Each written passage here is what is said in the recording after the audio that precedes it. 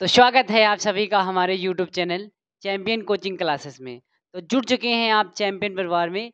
तो चलते हैं अपने टॉपिक की ओर। आज का हमारा वही टॉपिक पवन दूतिका, जिसके लेखक अयोध्या सिंह उपाध्याय हरिऔध जी हैं। तो हर बार की तरह हम लाइन बाई लाइन को पढ़ेंगे और एक एक शब्द का अर्थ जानते चलेंगे।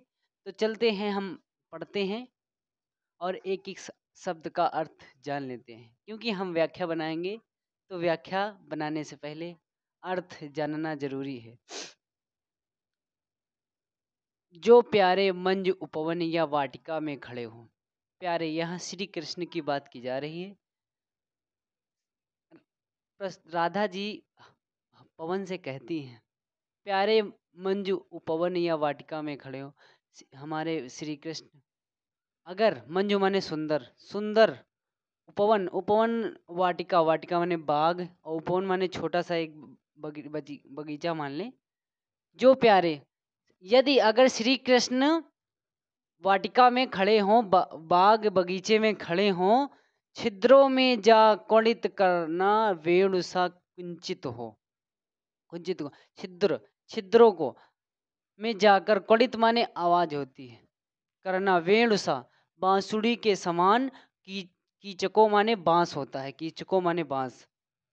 यो होवेगी सुरति उनको, सुरति माने याद, यो याद होगी उनको सर्व गोपांगना के सभी गोपिकाओं की उनको याद इस प्रकार आएगी, जब तुम बांसों के छिद्रों में जाकर सुंदर सी आवाज बांसुरी के समान करोगी, तो श्री कृष्ण को उन सभी गोपिकाओं की याद आएगी, जो है वंशी श्रवण रुचि के से दीर्घ उत्कंठ होती है।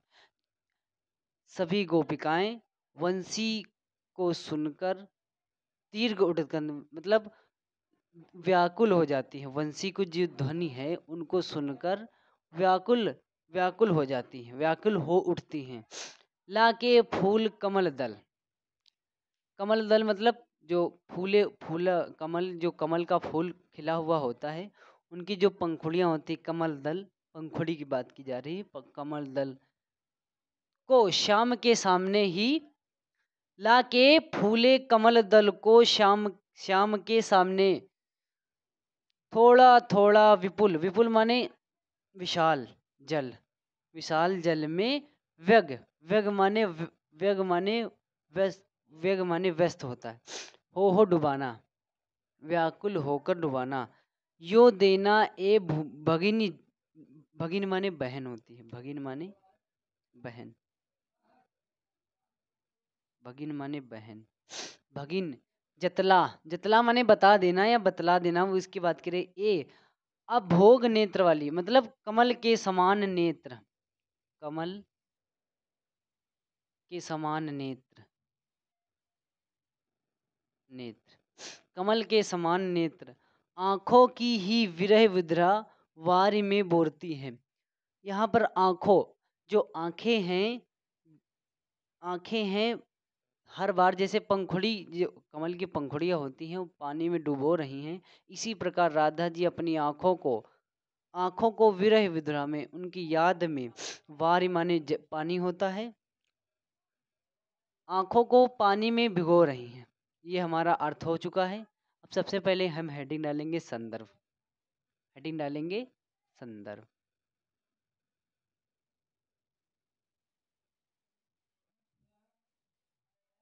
संदर्भ, संदर्भ बता दें हम आपको।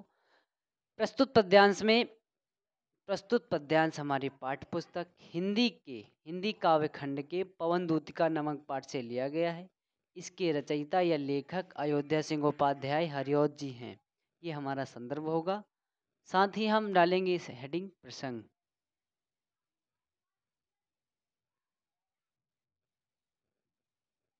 प्रसंग, प्रसंग हमारा ये होगा, प्रस्तुत पद्यांश में राधा जी अपनी दूतिका पवन से कहती हैं या बताती हैं श्री कृष्ण को अपने संदेश को भिजवाने, कमल की पंखुड़ियों के माध्यम से याद दिलाने का वर्णन कर रही हैं। ये हमारा प्रसंग होगा। फिर हम हेडिंग डालेंगे संदर्भ।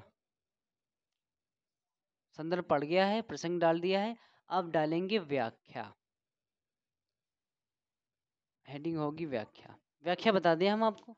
सबसे पहले हम अपनी ओर से 4 शब्द ऐड करेंगे।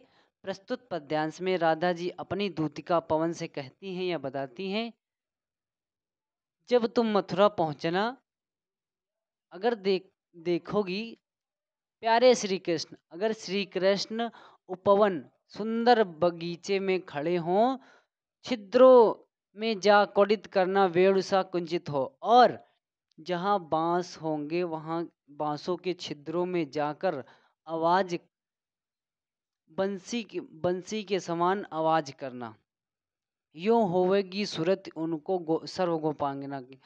जब तुम बांसों के जो छिद्र होते हैं उनमें बंसी की आवाज करोगी तो शायद उनको याद आएगी सभी गोपिकाओं की।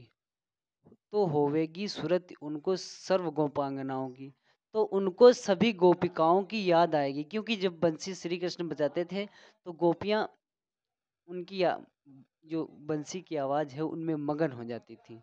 इसीलिए राधा जी कहती हैं हवा से, जब तुम बांसों के छिद्रों में आवाज करोगी बांसुरी के समान, तो शायद उनको श्री कृष्ण को उनकी गोपिकाओं की याद आएगी या आ सकेगी, जो होवेगी वंशी, और गोपिकाएं वंशी को सुनने मात्र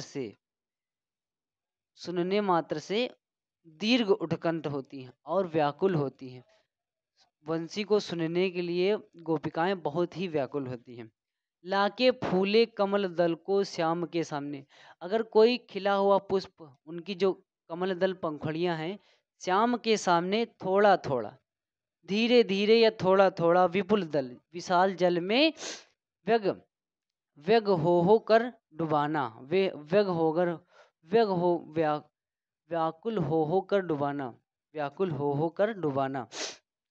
तो जब तुम पंखुड़ियों के जो पंखुड़ी हैं उनको अगर डुबाओगी तो उनको याद होगी, जब श्री कृष्ण देखेंगे पंखुड़ी डूबते हुए, यो देना ए भगिनी जतला ए, तो बता देना, हे राधा जी कह रही, हे बहन श्री कृष्ण को बता देना कि जो पंखुड़ी के समान उनकी जो आंखें हैं, राधा जी की आंखें हैं, विरह उद्रा में वारिसी, विरह उनकी याद में, उनकी कष्ट में, उनकी याद में डूबी हुई, जो उनकी आंखें हैं बिल्कुल वार में डूबी हुई हैं, जो उनके नेत्र हैं, उनकी आंखें हैं, वो आंसुओं में उसी समान, जिस जिस समान वो कमल का जो पंखुड़ियां हैं पानी में डूबी हुई हैं, उसी समान राधा जी की आंखें उस आंसू में डूबी हुई हैं। तो आपको आशा है आपको समझ में आ गया होगा। ज़्यादा कठिन नहीं है, अगर आप अच्छे से समझेंगे तो समझ में बहुत अच्छे आएगा। तो उम्मीद है आप सभी को समझ में आ गया होगा। बस आज के लिए इतना ही, तब तक के लिए मिलते हैं नेक्स्ट वीडियो में। जय हिंद।